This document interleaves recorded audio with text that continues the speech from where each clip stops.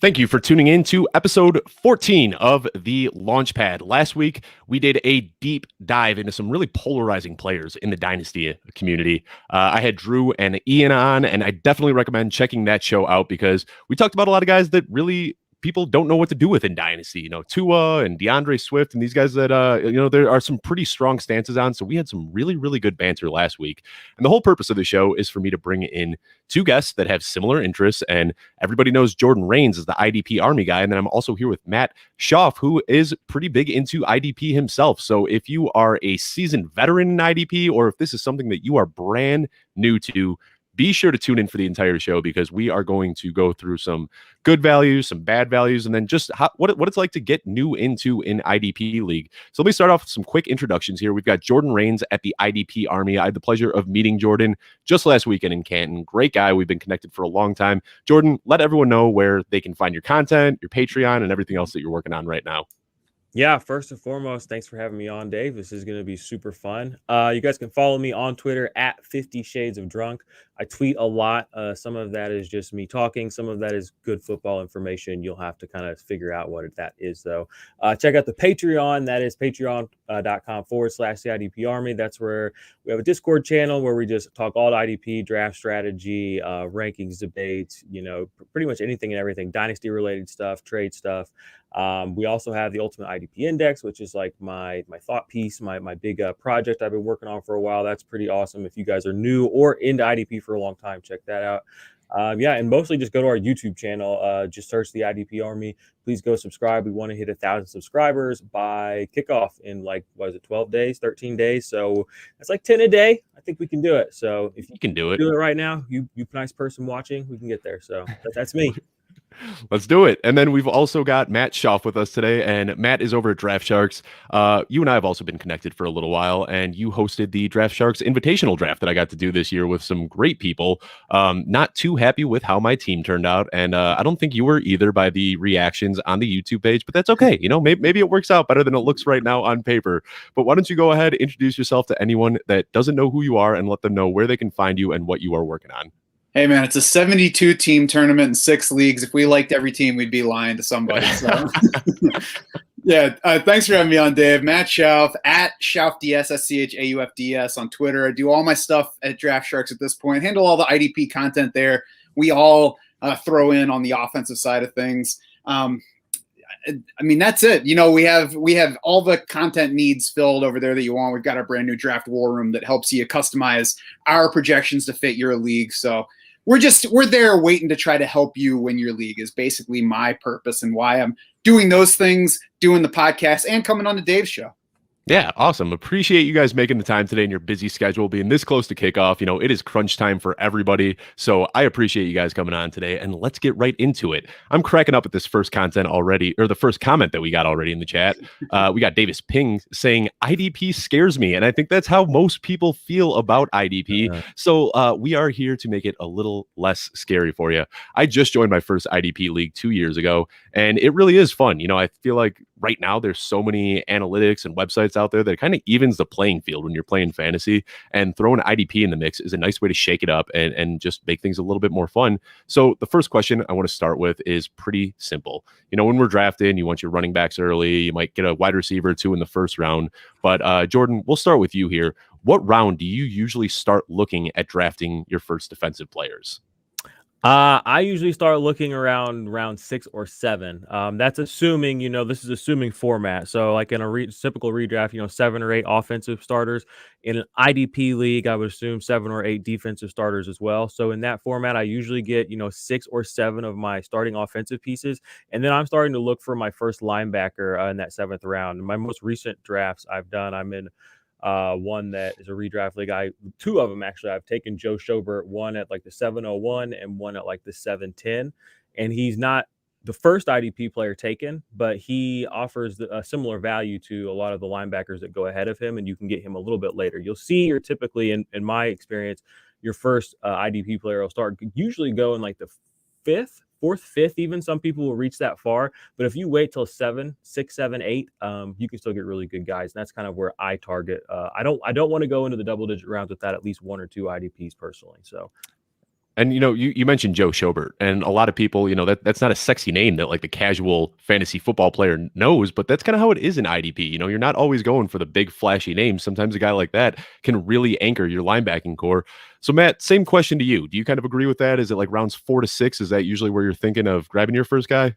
Yeah, I would agree with the same general range. I think the thing to throw out is that it really depends on format because, all fantasy leagues can vary pretty widely, but IDP especially has such wide variations. It also depends some on who you're drafting against. Because if you're drafting with a bunch of people who aren't all that familiar, then there's going to be more value sliding. There are guys that you just know you'll be able to get later, even though they might be 5th, 6th in your linebacker rankings.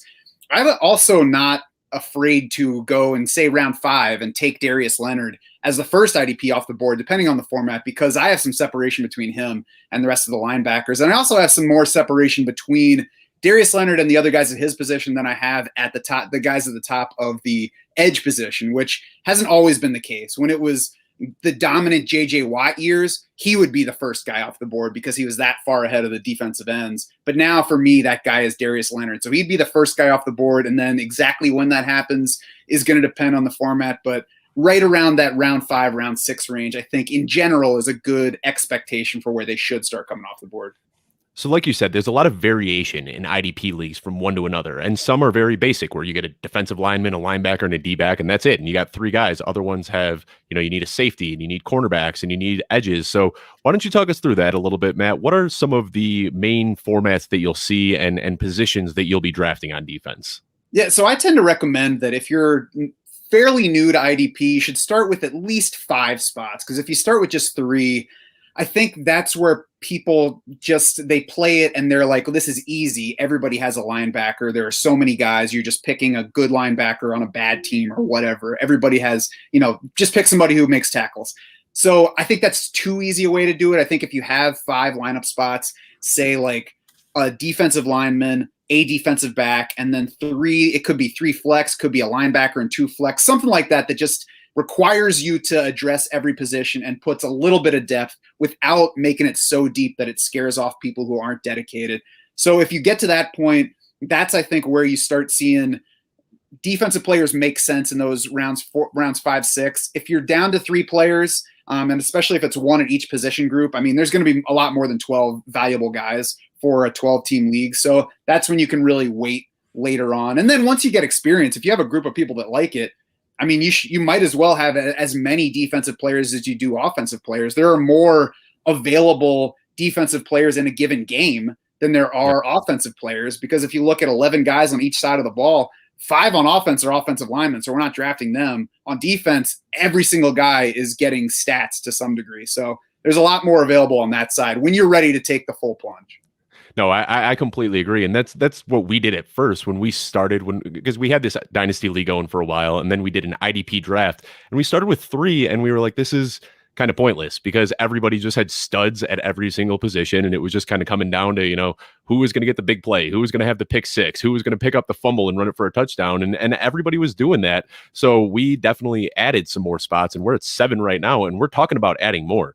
So I'll ask Jordan this question. Sorry to interrupt you, but just on that subject, It's funny because the first time I played an IDP league, we had, I think, 2 or 3 spots, and it was a 10-team league. And I was like, this is boring, guys. Why? It's just whoever scores a touchdown every week wins that week for their team. Can we just switch to team defenses and make this more interesting? So Looking back now, I'm like, wow, maybe I should have pushed guys in the other direction, although it probably would have scared them off. But it's funny to look back now and realize that I pushed my first league away from using IDPs.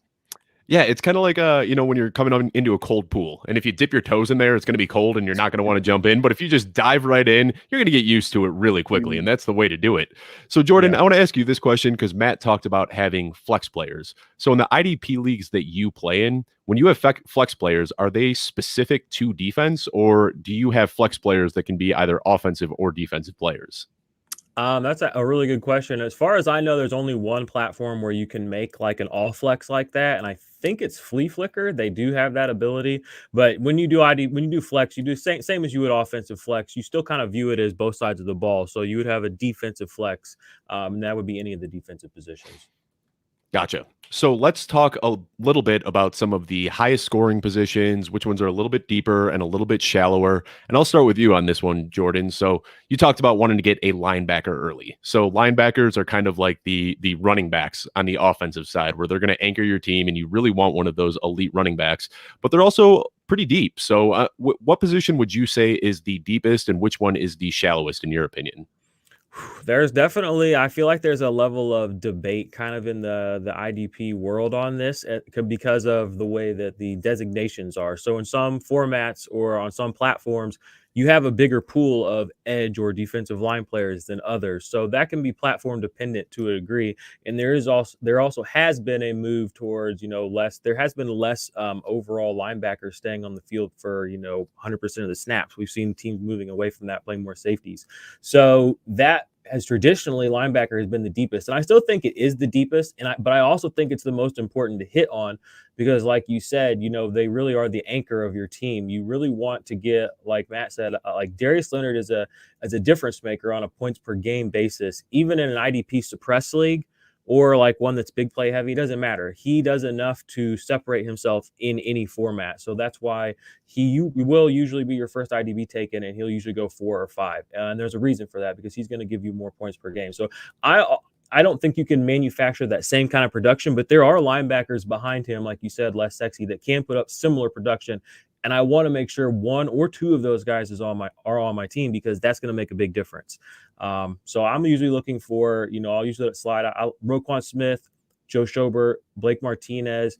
Those are all guys who I don't think they're going to. They'll probably finish within 3, 4, 5 spots of Darius Leonard. They have that kind of upside. They have that kind of floor.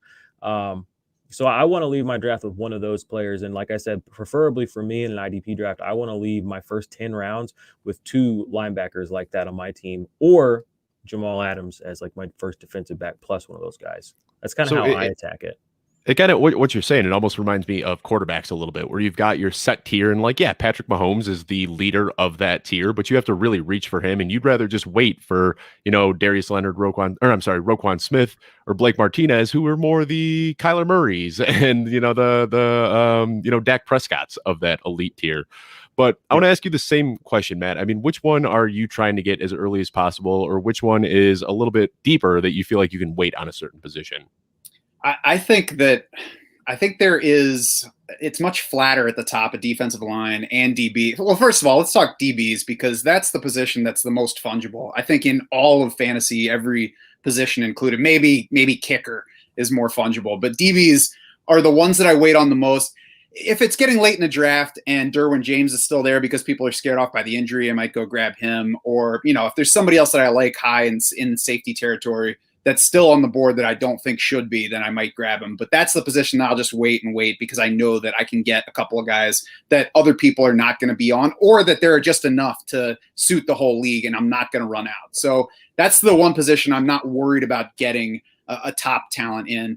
And that's quickly, I just want to interject. You're right, too, because that's a position where a lot of guys will slide through, too. A lot of really good guys previous years that people, it's kind of like Tracy Walker's a perfect example. We've seen him be really good. I just got him like with almost the last pick of a draft recently, and I have him in my top 10 this year. You know what I mean? Like people are more likely to let those slide. So they are kind of fungible. Just let other people reach. So, sorry, don't mean to interject there, but I wanted to say that real quick. Not at all. Hey, we're here for a conversation. We're talking. This is more of a round table than it is your turn to talk. So don't feel bad about that. Go ahead, Matt. Yeah, I'm sure that I'll interrupt people here and there as well. So, and I agree with Tracy Walker up there. And I think the other thing is, even if these guys that you pick, like Tracy Walker, the issue with him has been he hasn't been able to stay on the field, not by his own lack of availability, but the coaches have taken him out. And then whenever he's back on the field, he's producing numbers. So if we take him as a starter and he doesn't stay on the field again, there's going to be somebody on waivers that you can pick up to then put the production in there that you're not getting from Tracy Walker that you're expecting. So yeah, there are always guys like that at DB. And because most drafters are still drafting off of what happened last year, and because this position is so volatile, there are going to be guys that even if you look 2 years back, I mean, Derwin James is a name that I brought up. There will be people who are like, I'm not taking that guy. He's barely played the past 2 years. Yeah, but the last time he did play, he was the number 2 fantasy DB of all. So there are going to be guys at DB that'll slide to you. Linebacker, like I said, Darius Leonard, to me, he's a little bit more Travis Kelce than Patrick Mahomes, because I think he's that clearly up there. There's always the chance somebody beats him, but I think that probably out of any position in fantasy, Darius Leonard's the guy that I would bet most on leading his position at the end of the year, assuming health for everybody. D-line usually has a couple of guys at the top that I see some separation in, and I'm going to go after because I know that other people will go after them. But I think that that's less so this year than others. And one key guy that I like over there is Brian Burns, and he's a reason that I'm fine with waiting on that position. He and actually Danielle Hunter too, because the issue with Hunter was the neck injury last year kept him from playing, and it's bound to scare people off. If for nothing else, then he has no stats to go on. So you drop him down a little bit behind some other guys that everybody likes, Aaron Donald, Chase Young, for example. So I've got Brian Burns and Danielle Hunter up there in top 5 range, and I think that most people probably don't. So I think there's a good chance that I can get one of those guys after D linemen have started coming off the board. So that makes me a little bit more comfortable in waiting on that position than I used to be. Now, I think one of the reasons, and this is kind of in my limited experience, so correct me if I'm wrong, but it seems like as far as I've been playing, that the D-backs are just the most volatile position. They're the ones that are making the impact plays that we refer to this as, where they're getting interceptions and they're getting the pick sixes, but they don't really give you much of a floor as far as tackles the way that a linebacker would. So, for people that are unfamiliar, you're going to get usually a point or so for tackles, but then the interceptions, fumbles, touchdowns, that's how you really win your weeks and get these guys to put up huge points. So when you're looking, and we can kind of break this down position by position, but is it better to try to go after somebody that's going to have a high floor because they get a lot of tackles? Or are you going after the guys that are big time playmakers that you're hoping that they can kind of win you these weeks with pick sixes and fumble recoveries? Matt, why don't you start us off? What are you looking for when you're drafting guys? The primary caveat here is you have to know what your league format is, because it differs so much league to league. It depends on the scoring, and it depends on how many IDPs you're starting. The fewer that you're starting, the more interested I am in that floor. And obviously, the more that tackle scoring matters to the overall scoring, the more I'm looking for guys with that tackle floor. Because you can just, plug in. It's like plugging in Keenan Allen types at wide receiver, where he's not going in round 1, but you can count on the receiving production every single week. You just set some guys like that and forget it. The more spots that you need to fill, I think the more attractive big play guys get. Because if you're starting 11 defensive players, and you have, 5 that you would call big play guys, you can hide them in there because they're going to go in different weeks. There are going to be some other guys that have higher floors and take care of the scoring in weeks where your big play guys don't go after it. So it also really depends on the scoring, because like a draft that I'm doing right now that's about to end, it's a 30-round draft. It's with Sigmund Bloom and some other guys that are football guys related. It's got a bunch of IDP starting spots, and it's got scoring for pass rushers beyond sacks. It's got like QB hits. It's got pressures, I believe. So in that kind of format, you'll still see people taking the high tackle linebackers. But I've seen in that format, with guys who've been playing that format for years, somebody like Shaq Barrett will slide. Mm-hmm. He didn't have an awesome season last year. The year before, he was a top 30 overall player, I think, in the format. But somebody like that will slide because you can't count on the weekly production. But if you're starting 3 of those guys inside of 5 defensive positions, then I feel comfortable putting him on the field at the same time as, say, Von Miller and somebody else, and taking my chances that each week one of those guys goes off for me. I like that. So, Jordan, what do you have to add to that? I mean, what is it that you're looking for when you're looking at players? Do you want the guys that are going to get the big splashy plays, or are you just looking for guys that are going to give you, a steady floor of tackles every single week?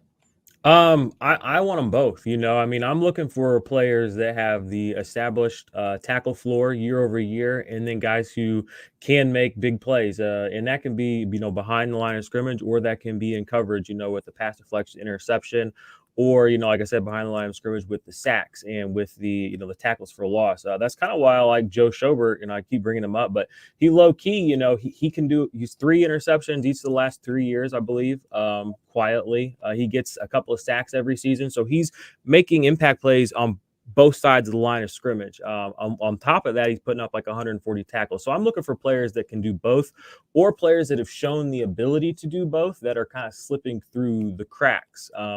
So just an example of what I mean by that, like just guys that would fit the model of both. Like when you think of IDP defensive backs, the two top guys are Jamal Adams and they're Budda Baker, but they're completely different in the way that they score fantasy points, but they're both the top of their position. And that's not, I don't know if that's really up for debate or not. It used to be kind of, but Jamal Adams is now officially the king. But listen to the impact plays Jamal Adams has had the last 4 years: 21, 32, 33, and 25. So those are either forced fumbles, sacks, pass deflections, interceptions, tackles for loss. Okay. Now contrast that with Budda Baker over the last 4 or 5 seasons. 14, and he's 15, just a tackling 16, dog. 18. Exactly. He's doing almost half as much in the pass in the impact play department, but he has such a higher tackle floor, and not just that, a solo tackle floor. He led the league in solos 2 years ago. Part of that is because of what the kind of defense they have there in Arizona. But basically what I'm saying is I like guys that can do both. Jamal Adams can do both. He does have a pretty high tackle floor as well. The problem with him is he misses games every now and then because he's playing really, really hard football. When he played with like a broken thumb last year, he had a messed up shoulder, and he still played. If he played full seasons, these numbers would be astronomical, and he's already kind of pulling himself away.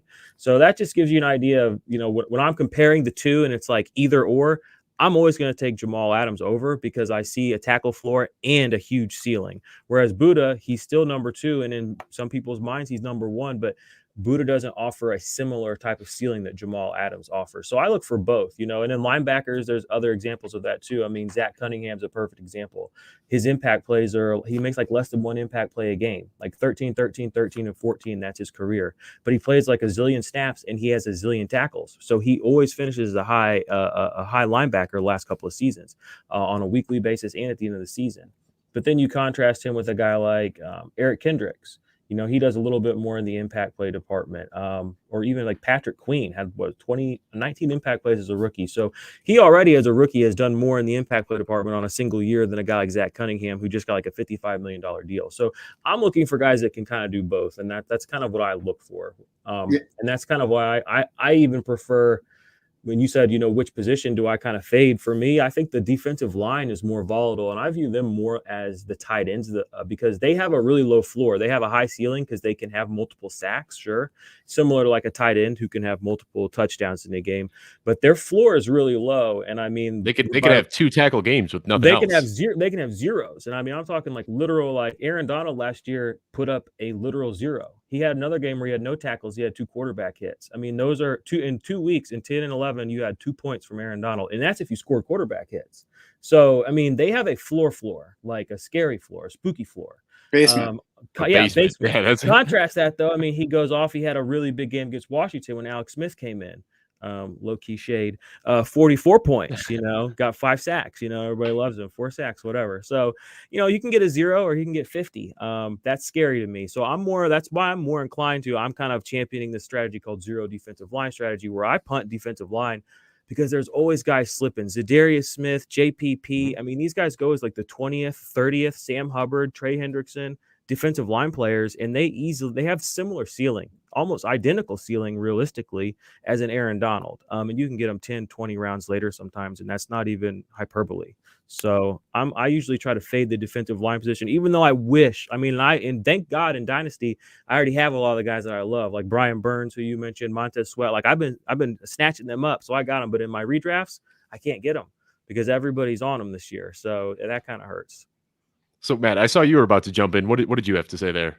Well, actually, I got something else that sprang to mind, too. Jordan mentions Darius Smith. That's a good reminder to make sure that you know who's eligible at what positions in your league, too, because Darius Smith might be just a linebacker in a lot of places, might be an edge, might be a D lineman and a linebacker. So that's another thing that's going to differ more. I mean, that you're not ever – if you just play offense and then all of a sudden you have an IDP league, you might not even think of that because you're not having wide receivers who – are running backs in certain places, except for Cordero Patterson. But it's something you have to check ahead of time because it can sneak up on you in a draft, and all of a sudden you're like, oh, I had no idea that I could draft Von Miller and start him as a defensive lineman in this league. I would have taken him 3 rounds ago. That's a great point, and you get a lot of those slash type players in IDP, similar to Charkandrick West and Cordero Patterson, and who was it last year? It was Lynn Bowden and Bob Tanyan. You get players like that, and when people have what's the word I'm trying to eligibility for multiple positions, does that kind of give them a little boost to their draft stock as well, knowing that you've got some flexibility in where you get to play them? For me, it does. It means that if I do have a deeper pool of defensive line, it also makes it easier to go 0 DL. But when I can also play some of these guys, some of them, if you have both, it helps you give you a deeper pool at your linebacker spot too, because middle linebackers, again, people act like they just grow on trees. But when you're starting 2 or 3 linebackers, they stop growing on trees real fast, and then all of a sudden a JPP or a Zadarius Smith, even though you've been playing him at DL, if you're on sleeper, suddenly you're thinking about playing him as a linebacker because you can and you really want to, So I like it. It gives you flexibility on how you set your lineup every week. And I like dual eligibility players personally. So, and in your typical IDP league, it's going to matter a lot whether a guy is eligible at linebacker, D-line, or both. And the other point that I wanted to throw onto what Jordan was saying earlier is if you're ignoring either group, the safe floor or the week-to-week boom bust guys, I think ignoring either group is just limiting what you can do with your team, because you're going to see guys that could fit either category slip or go early. And you just need to be ready, I think, to react to what's going on in that specific draft. Yeah, so similarly to offense, you want to build your team where you've got some floor guys that are going to, make sure that you're not going to put up 60 points a week, and then you want to have those boomer bust guys, and you want to do similar on the defensive side. So, as we're having this conversation, I feel like there's a lot of parallels between how you treat certain defensive positions and how you treat certain offensive positions. It kind of seems like the linebackers are the quarterbacks, where there's a lot that you can start week in and week out, and you could stream them if you want to, but you've got that tier up top that you kind of want to lock in and help yourself a little bit. Sounds like the DL kind of similar to tight ends, where they're going to be very volatile and you kind of need impact plays similar to where you almost need a touchdown for a tight end to produce.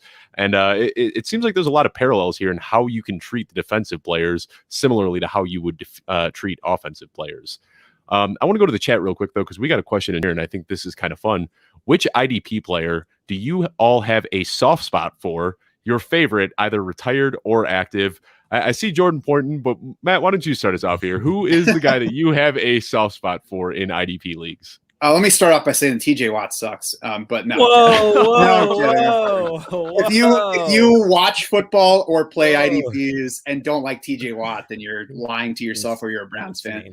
So, there's so many favorites along the way. My particular personal soft spot is for Brian Dawkins, because I was living in South Carolina with my dad working at Clemson when he was a safety at Clemson. People can, I guess, look back on his stats and see how old I am.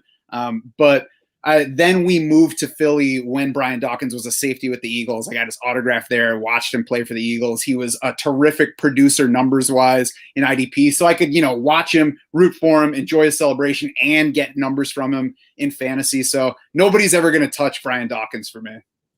Love it. And then your guy is clearly TJ Watt. Why don't you talk about that for a little bit? First and foremost, he's been robbed twice of Defensive Player of the Year. That's a real shame. Everyone out there who voted for these other guys, you should be ashamed of yourself. Another thing, guy's only made like $10 million in his career. That's why he's not practicing right now, and we haven't seen him play. He's about to be the highest paid defender in the NFL, I think. Please get this deal done. God up high. So is he sitting out so he can play guitar and collect change in his case? I think he's just working out and eating probably. I think that's all those Watt guys do. But he's just amazing. Behind the line of scrimmage, insane. He has. Just go do yourself a favor and just go look at his box score. It's not JJ Watt numbers, but it's about the closest thing we've had since JJ Watt. 23 tackles for a loss last year, 41 quarterback hits. 15 sacks they ended up giving him, 7 pass deflections from the defensive line. Well, I guess he's outside linebacker, but he's still playing the defensive line. He's had 4 interceptions in his career. He's been playing the NFL 4 years. Like, those are just stupid numbers that should not be attributed to a guy who does what he does, but he does everything. And on top of that, his tackle floor is super high. Like, he basically puts up 55, 60 tackles a year, which that's an incredible floor for the defensive line position, edge position, just in general. So to do that, and on top of that, have the sacks, and on top of that, have the impact plays, yeah, it's just crazy that he hasn't won Defensive Player of the Year the last 2 years. Yeah. I think that if he had D-line eligibility for fantasy, he would be higher profile. But I think in general, if he were just viewed as a D end, he would probably have a higher profile everywhere, just generally football wise. No, And you're right. I there's play so many guys primarily that on sleeper, so he is DL eligible. Mhm. Most new people that play fantasy, I suggest they at least start with sleeper, just because it does open up that floor to these guys that you are used to seeing rush the passer as true pass rushers in that that spot. So Yeah, and there's so many guys now that play that position, like Khalil Mack on the Bears. Like he's technically a linebacker, but he is getting his hand in the dirt almost every single time he's taking a snap. So that's why we talked about this a little bit earlier, but you really do need to check the eligibility. I'll ask Davis or answer Davis's question here as well. The first year that I played in an IDP league was 2013, and I had Navarro Bowman, and he just felt like a cheat code. I mean, this guy was putting up insane points. Like I can't even remember who my running back was, but I'm pretty sure at the end of the year, Navarro Bowman had just as many points as my RB1 did. He was just an absolute freak of nature on that 49ers team. And I think we saw his career end a little bit too early, unfortunately, but that's a guy that I'd have a soft spot in my heart. Now I want to talk about some specific players and, guys that you should be targeting in your draft, some good values and some bad values. But before we get into that, let's just go over some general advice you'd give to anybody that's joining their first IDP league. Matt, start us off. What would you say to somebody that's looking to get into IDP this year? Well, like I said, so if you're setting up the league, I would go with at least 5 positions so that you are dipping into everything. Get at least 1 D lineman in there, get at least 1 DB, and then get at least 1 linebacker. You can do that either with linebackers or flex spots because those are going to end up being linebackers in most leagues. And the other thing is that what you have to do is make sure that you are familiar with the scoring. If you're the one setting it up, you can look around for resources for the best way to set it up because that's going to differ depending on what you're looking for. If you're not the one setting it up, make sure that you check the scoring and not only look through the scoring settings, but look through, if you can, how players finished last year because you can get some sense by looking at the scoring itself. But for me, it's not until you actually look at last year's standings and say, oh, the number 3 defensive end was the number 50 overall player that you kind of get a sense of where they fit with everybody else and where maybe they should start coming off the board and maybe where you can gain an advantage on other people in your league by drafting them at a certain spot if others in the league don't realize the value versus what scoring is out there. So, I mean, it sounds simple, but you got to know the settings. You got to know how it works in your league. You got to know the position eligibility and look through that player list and see who is eligible at what position so you know what you're capable of doing. But especially, you might be looking at a set of rankings that doesn't have, say Hassan Reddick available as a defensive lineman. It just has him as a linebacker, but you could play him at defensive end. That makes him a lot more valuable. So make sure that you know the specifics before you jump into it. It's going to help you. Now, what resources would you recommend too? Because, there's a lot of studying that you can do on your own and, you recommended looking at last year's numbers, but what's a good jumping point for people to start, consuming some content that involves IDP? I mean, I honestly haven't done a whole lot of league setup myself. Most of the commissioner sites have just like default settings that you can go with. And, you can look at it and think of what your league is willing to put up with. I would say, don't make tackles too heavy. Make sacks at least 3-1, maybe 4-1, maybe more if your league is ready to do that. But try to make the sack scoring strong enough that you're not just all going to be drafting high tackle guys. And then, beyond that, it's kind of up to you. I think it's good to add pressure stats, but you can gauge whether your league is ready for that kind of thing. So Jordan might know better than I the places to go to read about how to set up that scoring. Well, I will say that one of the reasons that I wanted to do this show is because Jordan hooked me up with his Patreon account, and I went in there and looked at that database that you put together. And I mean, it's unbelievable. You got graphics, you got rankings, like everything is color coded and pretty and easy to work through. So I know you're going to plug that, Jordan. But before you do that, go ahead. Just what's some general advice that you'd say to somebody that's dipping their toes into this? The best advice I would say is play on sleeper. Just because a lot of things that Matt alluded to being issues in the fantasy, the IDP space, on a macro scale, are kind of already alleviated there for first time consumers. They have a lot more, they dual tag almost all their outside linebackers and defensive line players as one thing, so you can play them. And I help them go through and determine who would do that. So it's pretty inclusive to pretty much everybody you would think would be a pass rusher is going to have dual eligibility. And then they have IDP 1-2-3 scoring, which is now their default back-end scoring for IDP, which is essentially a scoring system that I catered or created or curated, whatever you want to call it. That was essentially gives IDP players the same weekly floor and the same season, or not weekly floor and ceiling and season-long ceiling as PPR offensive players, generally speaking. Obviously, every year there are outliers at every position, but nobody's going to go past 500 points or 450 points or whatever versus a PPR CMC ever on defense. I'm in some leagues on MFL and places where they apply these premiums, and you get these defensive tackles that get like 600 points or something because their score is just so inflated. IDP 1-2-3 has the same. Applies the same scoring system to all positions, which is another thing that's kind of common, but also kind of leaving the IDP space, which is giving all positions their own kind of scoring rubric based on how we want to weight them. But we don't do that on offense, so I don't support doing that on defense. I'm not against it, but I don't necessarily say that's the way to do it. I feel like that's kind of overly common.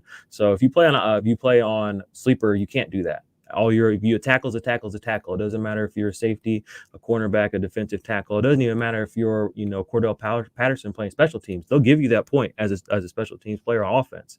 But they don't switch it up based on your position to give you premiums, which again, that makes it easier for new people to kind of get used to it, because again, that's the way you play offense. You don't start your offensive fantasy leagues in premium leagues. Almost none of us did that. So to ask people to do that on defense is kind of silly, I think. So I would say play on sleeper. Like you said, check out the Ultimate IDP Index. Go subscribe to our YouTube channel.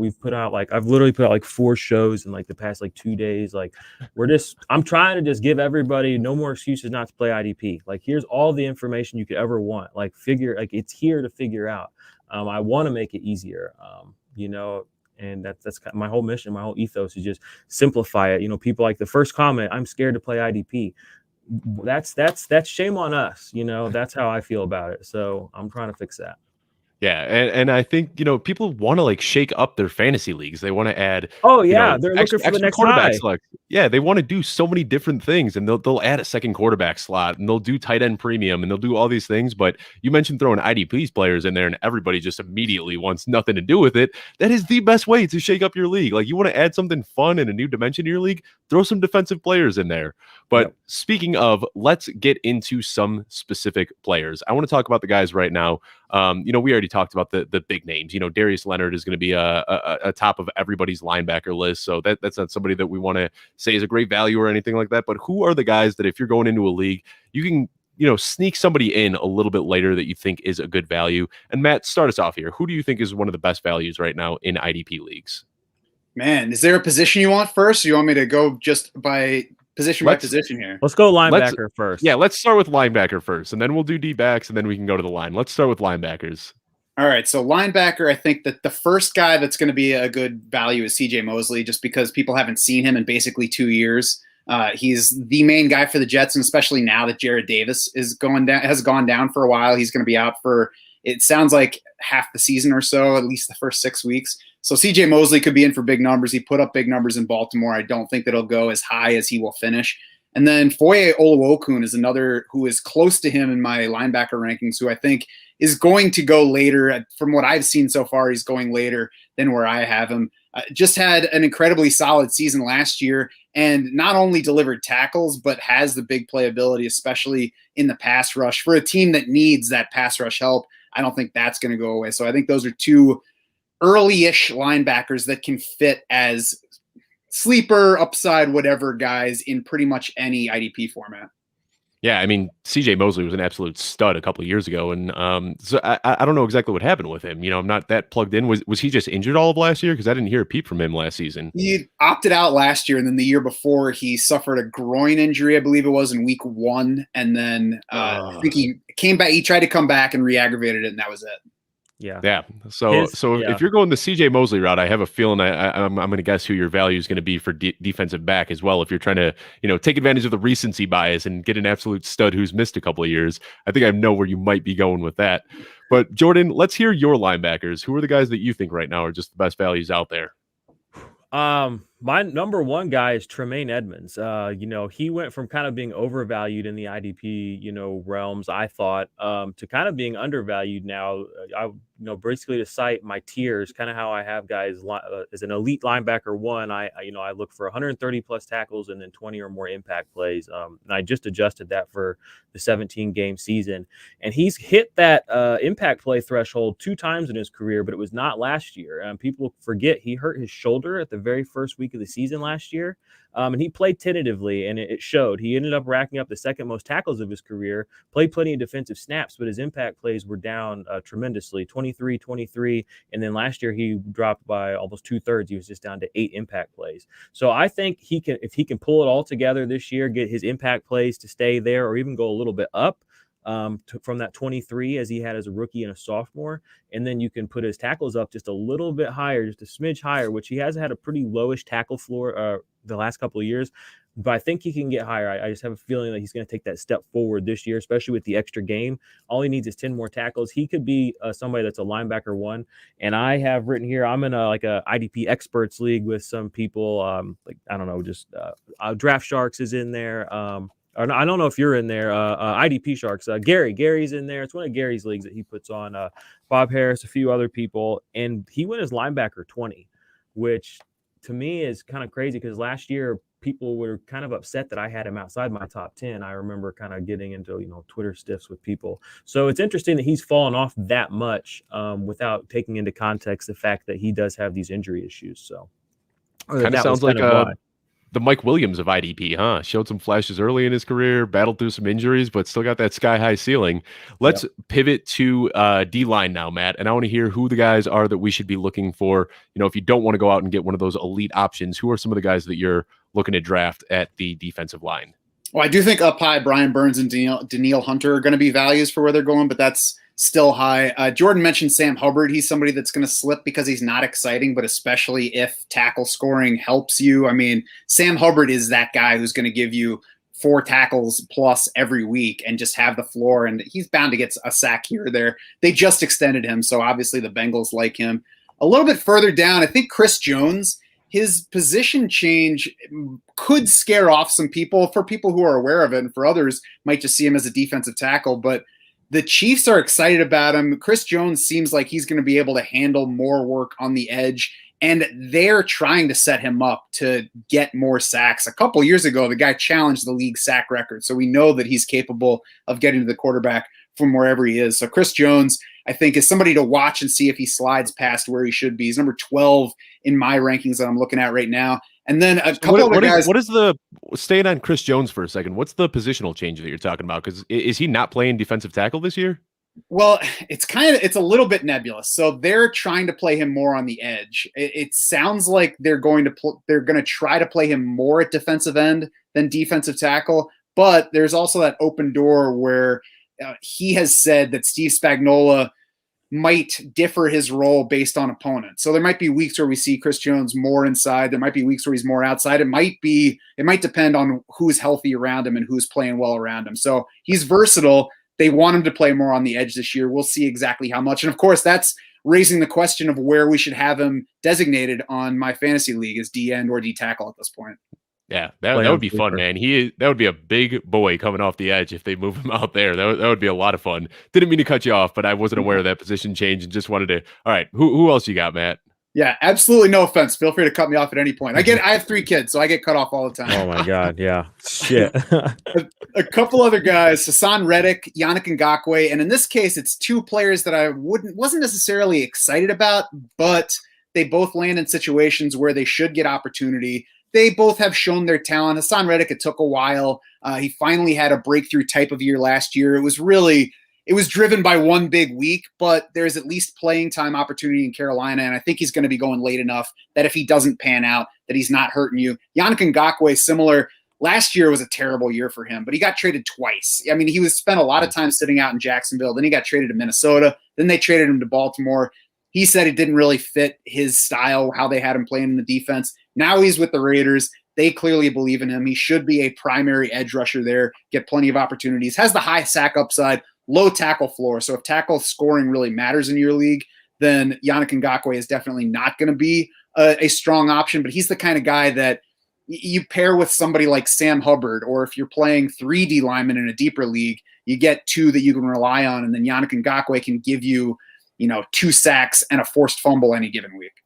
Yeah, Yannick Ngakoue had quite a season. He was like one of the biggest names to get moved in the offseason. And then what? He didn't even last halfway through the season with Minnesota before they shipped him off to Baltimore. That was a pretty interesting season to see coming from him. But he's free of Jacksonville. That's all that matters. He's free. He's free to and now on the Raiders, I mean, he's going to be the main guy over there, so he can definitely get it done in Las Vegas. But Jordan, who are the defensive linemen that you're looking for this year? I want to also just echo everything Matt said. He's spot on. All those dudes are great guys to target kind of a little bit later in your drafts. They can have defensive line one upside. Yannick and Sam Hubbard were both top 15 defensive line players 2 years ago, and they're slipping down boards like crazy. And I also want to say you're 100% right about Yannick and his tackle floor. It's so stupid. This is the funniest stat. This is the funniest stat in the whole NFL to me. He played 790 snaps last year, and he came up with 0 assisted tackles. I mean, the guy had 11 quarterback hits, 8 sacks, and he can't get an assisted tackle. Like, he has a tackle floor like nobody you've ever seen. It's comical. That's because he's like, they got him. Literally, the quarter, it's just like, now I'm good. But he's so good. I love watching him play. I'm so happy that he's free of Jacksonville. I think he's going to have a career year, and I think that I don't think he's going to get away with that there. I think Gruden's going to be on his ass. I think Gruden's going to play him a lot more than like 750 snaps. So we could see a big year from Yannick. But the guy that I really like this year is a guy that I've kind of notoriously been down on, and that is Jadeveon Clowney. For me, it always kind of came around to the fact that he always had so much hype, but he never felt like he could get home the way that people talked about him. And I just never felt like he was really worth all the gas that he got.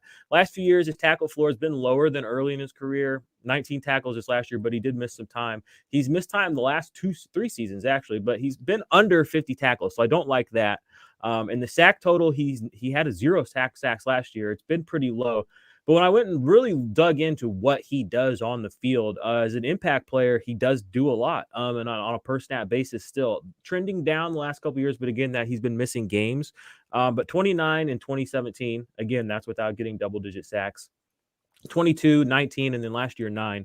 Now he gets to play across from Myles Garrett. That line has been good at producing. Myles Garrett himself is not a very big tackler, which is kind of why I am not super gassy on getting him early.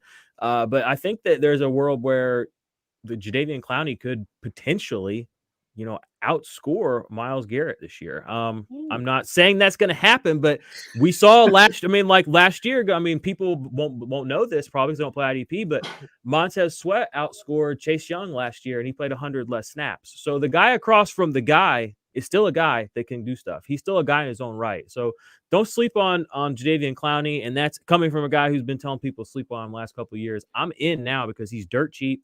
And when you really dig into what he does enough on the field, other stuff that the low sack totals, those don't bother me anymore. And then you can go back to last year. I mean, J.J. Watt, what did he have? 5 sacks. He was still a top 12 defensive line player. Montez Sweat, he was a top 12 defensive line player. He had 9 sacks. You don't have to have double-digit sacks to be a top defensive line player. So there's a world where he and Myles Garrett are both top 12, and maybe he doesn't have 10 sacks, 12 sacks. It doesn't matter. He can still do it. He's shown to have that skill set. So he's a guy that I'm very interested in. Still only 27 years old, like. And you called it out, but sometimes playing with an elite guy on the same line as you can actually benefit I don't want to say lesser talent because, Jadeveon Clowney is a great player, but playing across from Myles Garrett could certainly help him. And that's something, going way back here, but with my Bears in the 80s, Dan Hampton was the guy on that defensive line, but he commanded so much attention that Richard Dent was able to outperform him. And that's just kind of the way it goes sometimes. So I like that, Myles Garrett's the name that everybody likes, but Jadeveon Clowney playing on the opposite side could end up having a monster year. So that leaves us with the defensive backs. And Matt, I'll start with you here. I've got one guy that I love, and I know he's been shooting up draft boards, Jeremy Chin. I think that dude is just that's the guy that I'm trying to get in every one of my IDP drafts. But I want to hear some of the guys that you're looking at this year. Yeah, I think you're gonna have to pay up for him. Let me throw out one more defensive lineman just on the back of that. Playing with us a loaded line. Tyquan Lewis with the Colts is somebody to keep in mind, who's probably going to go undrafted in a lot of places, but he could very easily be the new Danico Autry now that Danico Autry has gone to Tennessee and he's playing in a crowded group with lots of other talent around him. So he's going to be tough to focus in on. But over at defensive back, I'm kind of waiting to see if Taylor Rapp is going to have full playing time for the Rams. And if he does, then I think there are numbers there, but I'm not ready to commit to that. So he's somebody that if he slides well into the draft, I'll take him and see what happens, rather than somebody that I'm championing at this point. Tracy Walker is a player that I like to bet on because there's not a whole lot going on at linebacker for the Lions right now. And like we said earlier, all Tracy Walker really needs to do, based on what he's done so far, is stay on the field. And it seems like the new coaching staff is going to do that. They don't have that many other options. So if he stays on the field, he could certainly be a top 5 DB this year, and he's going to go well below that point.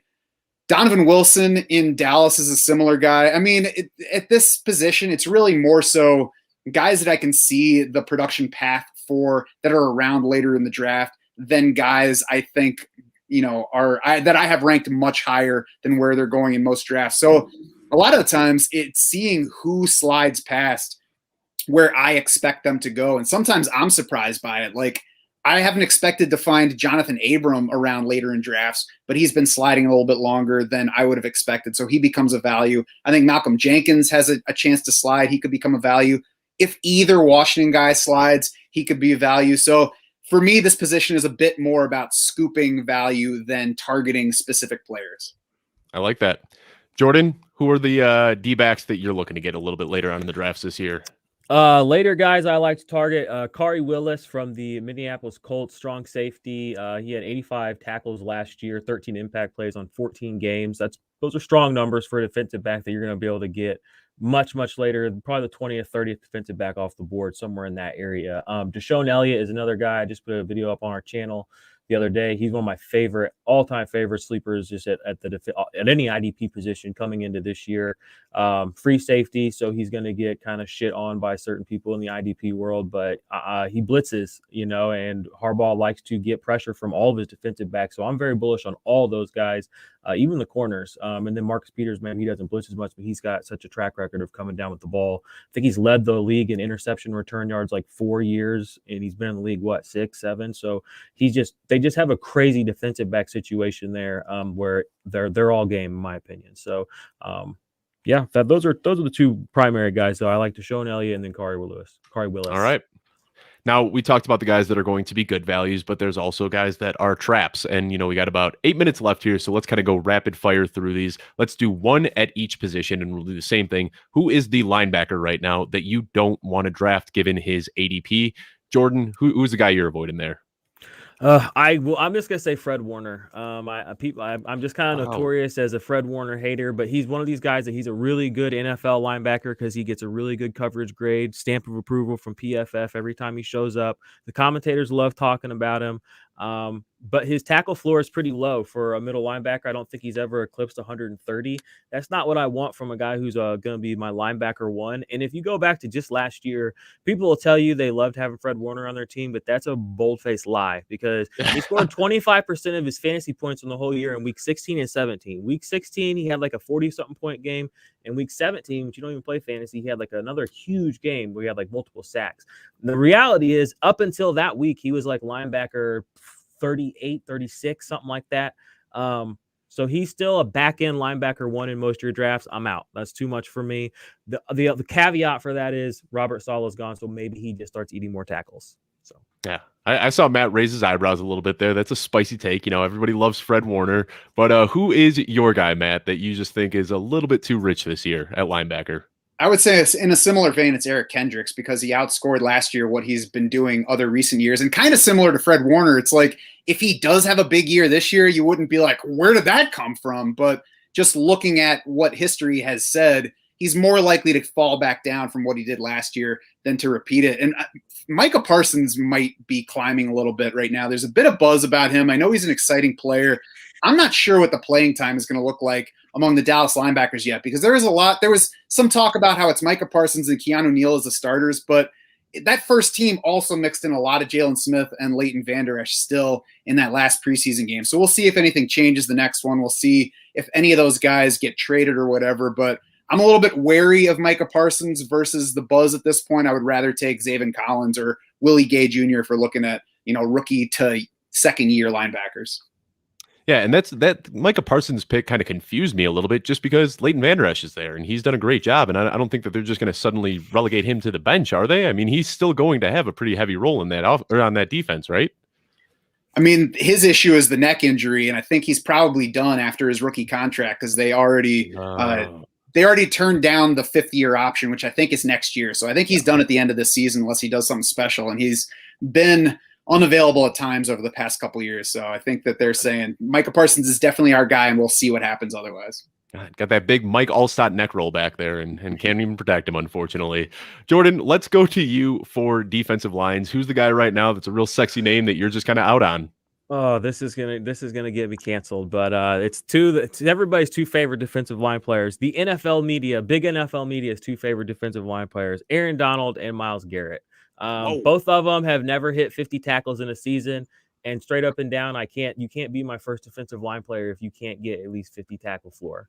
And when you have a floor of 0, and then Myles Garrett also, I mean, he's missed some games for various reasons. That's not anything he can really control. I will say Aaron Donald's an absolute Iron Man. Like, you can play him every week because he'll be available every week. So in that regard, I like him, but it's too rich. I will say, though, IDP drafters, I don't know if you've noticed this, Matt, but this year they're a lot sharper than I remember them being last year, just as a general sort of rule of thumb. I'm seeing guys that normally people would have reached on a little bit, falling kind of more where I would consider them being good picks. So it's definitely a different situation than last year. I think that's just kind of a tip of the hat to the fact that IDP is a growing segment, even if it's still small. What do you got, Matt? Who are the defensive linemen? Are you going to throw out some big names like that, Myles Garrett and Aaron Donald? My first point is never trust a guy with a Steelers jersey who's telling you not to draft a Brown. That's clearly not a take that we can trust from him. Hey, I'll do Davian Clowney. I already got my Browns love in. All right. No, I'm taking Myles Garrett. I'm kind of on board with Aaron Donald. I'm not going to tell people to full fade him, but I'm generally not going to be the Aaron Donald drafter because he is so volatile, even at a volatile position. He just doesn't have the floor of most of the other top guys. So I have Brian Burns and Danielle Hunter ahead of him. So somebody's going to take Aaron Donald before I get to him in my rankings. I don't know if there's another big name that I'm going to fade. I mean, I think everybody else just kind of falls into place. Nick Bosa, honestly, is probably somebody that somebody else in the league is going to take before I do, and probably for a similar reason. But, we don't know about the tackle floor with him yet, and he's coming off the ACL tear. So we also don't know exactly what to expect from him this year. The Niners are kind of trying to downplay it, but when we don't see a guy all summer, we just kind of have to trust that it's there. And I would rather trust other guys around him. I mean, Chris Jones, Cameron Jordan, Jason Pierre-Paul are all near him in my rankings, all guys that we've been able to rely on for multiple seasons. So, it would make me a little scared to be off Nick Bosa because he could do something special like he did rookie year, even though he missed most of camp that year. But somebody else is probably going to draft Nick Bosa before I do. Yeah, it kind of sounds like, the approach I'm taking with Derrick Henry and Patrick Mahomes. It's not that I dislike the player, but I'm going to let, I just have them low enough on my rankings that somebody's going to beat me every single time.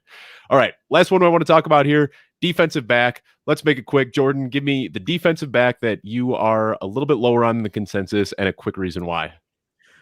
Man, I'm seriously trying to get canceled today, but it's Derwin James. I'm just lower than consensus on Derwin James. I have been. His full first season as a rookie, he was amazing, and he was like the second defensive back, like you said. If you go back to the next year where he did play 5 games, which in a 16-game season is almost a third, he never finished as a top 24 defensive back. That was the last time we saw him really play that 5-game stretch 2 years ago. So that's kind of my point there is he still cost what a top 5 defensive back is. I'm willing to take him around 6 or 7, which is kind of where he's at now. But that's still, to me, there are guys falling past him that I have just as much faith in.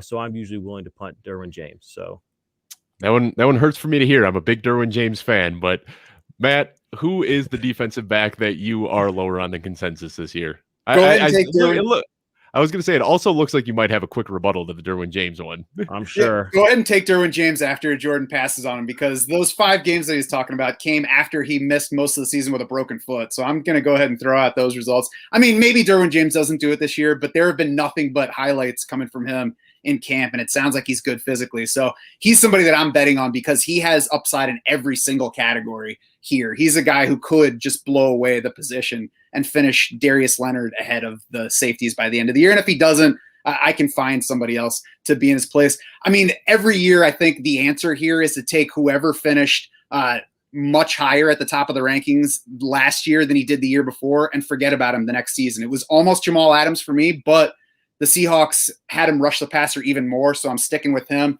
So Budda Baker's the guy that slips a little bit for me because I think there's more at linebacker ahead of him. I don't think the tackles are going to be so easy to come by, and I don't think he delivers as much in the big play categories as some of the other guys in that top level. It sounds like basically I'm taking Derwin James where Jordan's taking Budda Baker.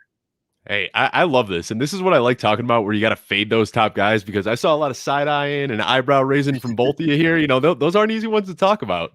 But, you know, really appreciate both of you guys making the time today. Before we sign off, one last time, Jordan, let everyone know where they can find you on social media, where they can sign up for your Patreon, and what you got going on over to Dynasty Nerds. After I just plugged everything for you. Go ahead and take the floor. I'll do it better. On Twitter, at 50 Shades of Drunk. Like I said, some of my tweets are good, some are not great. Follow the YouTube channel. Please go subscribe. I want to get to 1,000 by kickoff. Search IDP Army, the IDP Army. Subscribe. We put up like 3 or 4 videos a week. And we do a live stream. And then the Patreon, go sub the Patreon if you want to get in the Ultimate IDP Index. All the information I was reading to you guys, like about the stuff, is written in the index. I have all the like Dave said, I have all this stuff like mapped out. I have all their plays figured out. I have all where they score figured out. And it's all in IDP 1-2-3 scoring, which is now the Sleeper default. So if you play on Sleeper, it's going to be useful to you. Patreon doesn't cost that much, and it does a lot to support the IDP Army. So that's where you can find me. All right. Awesome. Thank you, Jordan. And Matt, let everyone know where they can find you as well and what you've got going on between now and kickoff in 2 weeks. We're so close. What do you got going on, Matt? I'm at Schauf DS on Twitter. We have a free Discord channel for Draft Sharks as well. You can find that via our socials. And, just come over to draftsharks.com, check out the rankings, become a DS Insider. You can set up a draft war room, and we'll answer the question for you of when you should start taking IDPs in your specific format. That's what we're there waiting to do for you. That's what I use the board for. It tells me when it makes sense to start taking these guys, because sometimes I'm not sure. Well, I appreciate both of you guys making the time today. Sorry that we went a little bit over, but there was just so much valuable stuff to talk about. I just couldn't stop. Be sure to sign or come back next week on the Launchpad. I'm going to have Eric Rumoff with me from Pros with Joes, and we are going to be trying to raise a little bit of money for that charity, and you'll get an opportunity to co-manage a league with me. So next Thursday at 4 p.m. on the Launchpad. We will see you then. Thank you for tuning in today.